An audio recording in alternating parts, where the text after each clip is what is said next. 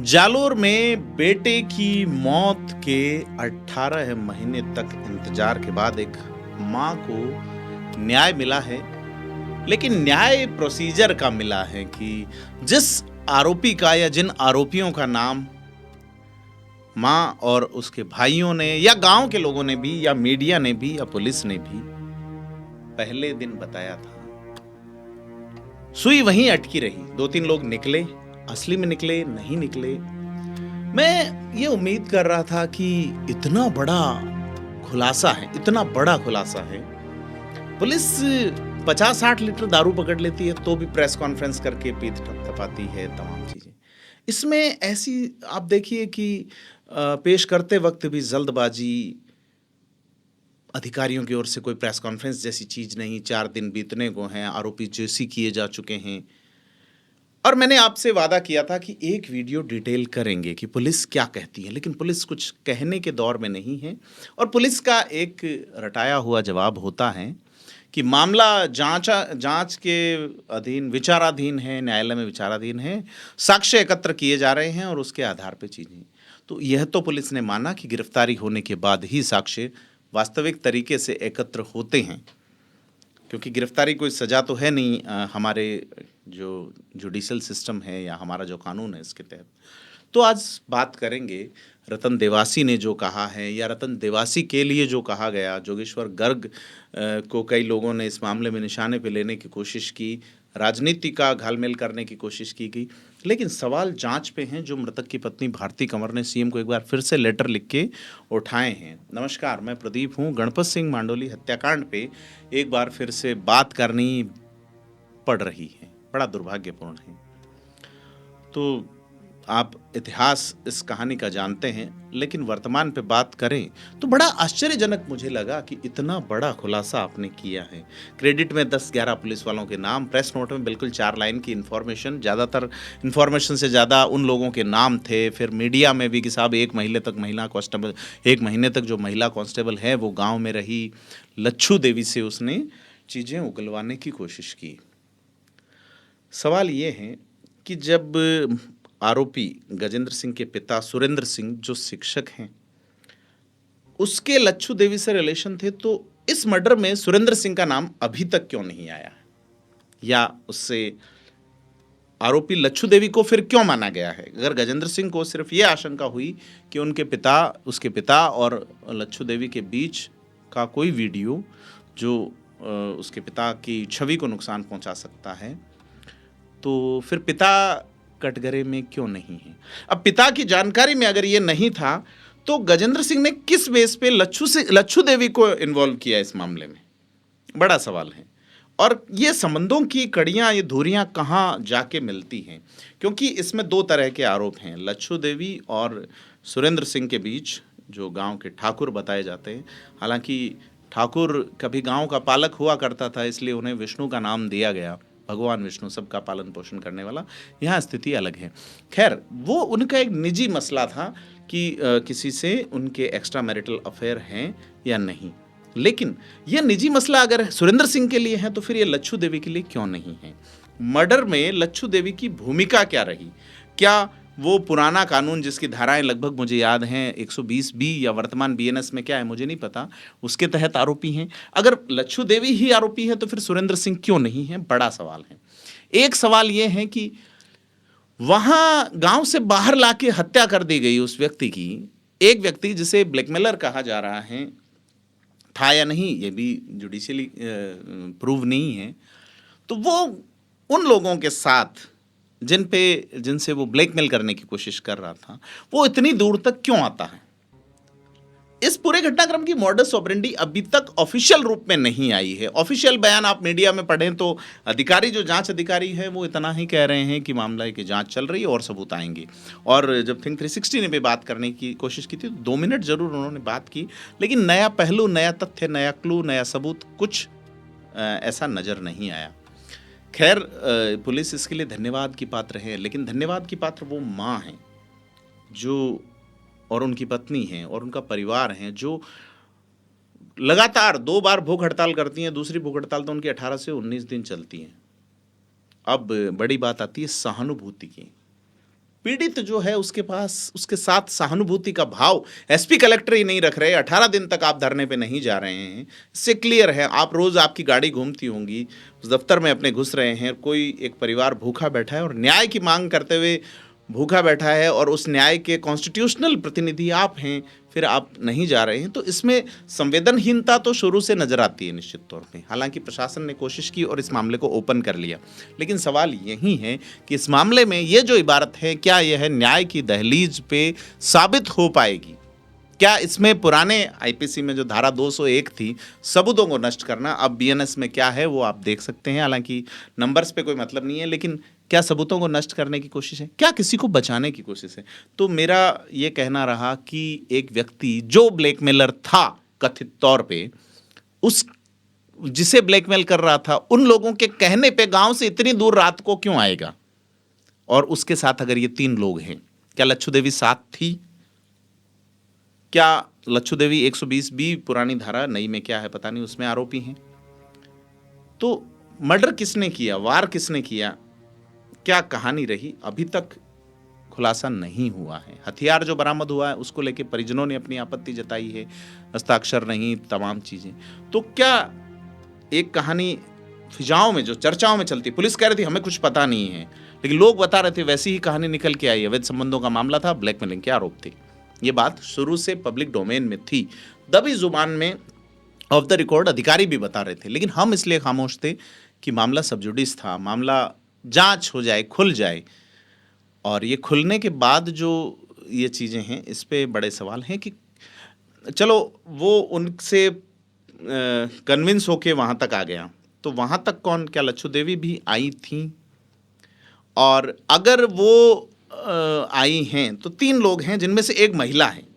सवाल, आप इस चीज़ को ऐसे देखिएगा, तो वो लोग वापस कैसे गए हैं? अगर उसे बाइक पे ही, उसी की बाइक पे बिठा के लाए हैं, तो वो दूसरा वाहन कहाँ है जिससे मान लीजिए 3 लोग वहाँ तक आए हैं, तो एक अगर उसको कहीं मार के लाए हैं व्यक्ति को, तो कैसे लेके आए? तमाम तरह के सवाल आज की फिजाओं में हैं, आज की चर्चाओं में हैं।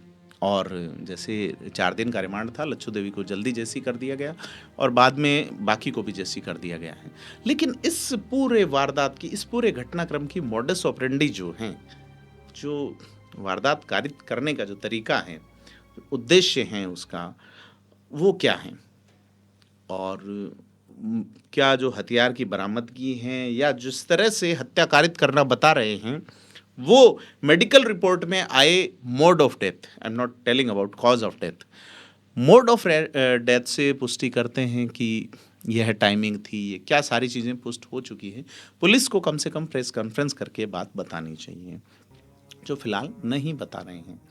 खैर, ये मामला अधिकारी जो कह रहे हों बिल्कुल सत्य हैं, बिल्कुल कानून की बात है, बिल्कुल नियमों की बात है और कायदों की बात है। लेकिन वर्तमान लोकतंत्र में जिस तरह से कायदे अपने फ़ायदों के लिए मोड़े जा रहे हैं, नेताओं ने हाइप लेने की कोशिश की, लेकिन इसमें रतन देवासी का जवाब बड़ा मार्के वाला आया और उन्होंने कहा कि मुझे पता था वक्त जवाब देगा और मैं खामोश इसीलिए रहा। तो उनकी खामोशी पे भी बात करनी बनती है। उनके गाँव का ही मामला था, रानीवाड़ा से विधायक हैं वो, और उन्होंने बड़ी संजीदगी से अपनी बात कही जिला कलेक्ट्रेट में। उसी कलेक्ट्रेट के सामने पूर्व प्रधान शिवगंज के जो थे दिलीप सिंह मांडाणी, उन्होंने रतन देवासी, नारायण सिंह देवल समेत तमाम नेताओं के नार्को टेस्ट की बात कही। अब मंचीय भाषणों में ऐसा ही होता है अक्सर, तो यह भी आजकल चर्चा का विषय है कि क्यों कहा गया। बात वाजिब है चुने हुए जनप्रतिनिधि के लिए, लेकिन अक्सर लंबे समय से धरने पे चल रहा हो तो इस तरह की जुबानें निकलती है, पर रतन देवासी ने उसका जवाब बड़ा संजीदगी से दिया है। तो यह रतन देवासी को उस इलाके के एक परिपक्व नेता के तौर पे स्थापित भी करता है। अब यह है कि चूंकि प्रोसीजर में तो लोग आ ही गए हैं, जो आरोपी गजेंद्र सिंह हैं उसकी क्या अपने पिता सुरेंद्र सिंह से बात हुई, नहीं हुई? एक चीज़ ये भी बताते हैं कि मर्डर होने के बाद ये व्यक्ति अपनी पत्नी को लेके जोधपुर जाता है, भादराजून से आगे फ़ोन ओपन होता है, क्या उन्हें पता था, नहीं था, ज्ञापन देते वक्त सुरेंद्र सिंह की मौजूदगी समेत तमाम तरह के बिंदु हैं जो इस मामले में कई सवालों को पीछे छोड़ते जा रहे हैं। क्या पुलिस इन सवालों को साथ लेके चल रही है? अक्सर ये होता है, हमारे यहाँ कन्विक्शन रेट क्या है, सजा की प्रतिशतता बहुत कम है। क्यों? क्योंकि टेक्निकल और साइंटिफिक इन्वेस्टिगेशन नहीं होती। क्या इसमें हुई है? क्या कबूलगी और तमाम चीज़ों की वीडियो रिकॉर्डिंग की गई है। सारी चीज़ें हैं नई बीएनएस में, जिस तरह से प्रावधान तय किए गए, ये बड़े, क्योंकि जनता को तो पता भी नहीं है, और केस भी फिर सरकार लड़ती है आपकी ओर से। एपीपी चुनाव, सॉरी, केस लड़ेंगे, एडीजे कोर्ट भीनमाल में सुनवाई होगी।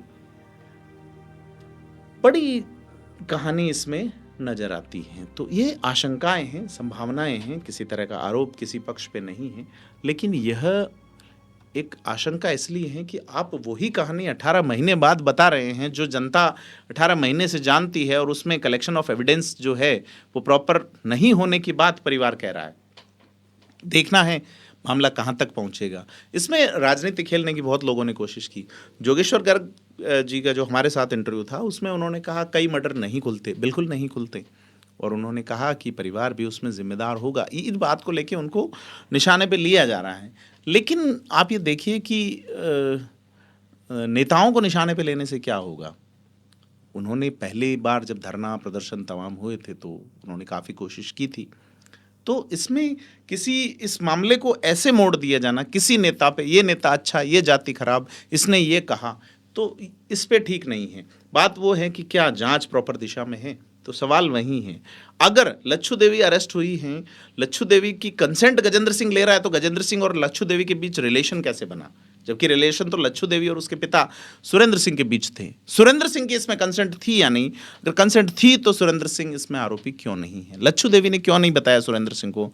अगर सुरेंद्र सिंह के और उनके इतने गहरे संबंध थे जिसके किसी वीडियो होने की आशंका थी, तो ये बड़े सवाल हैं। ये कोई पैरेलल इन्वेस्टिगेशन जैसा वीडियो नहीं है, लेकिन सवाल हैं, और सवाल पब्लिक डोमेन के हैं, इसलिए उठा रहे हैं। तो कुल मिला के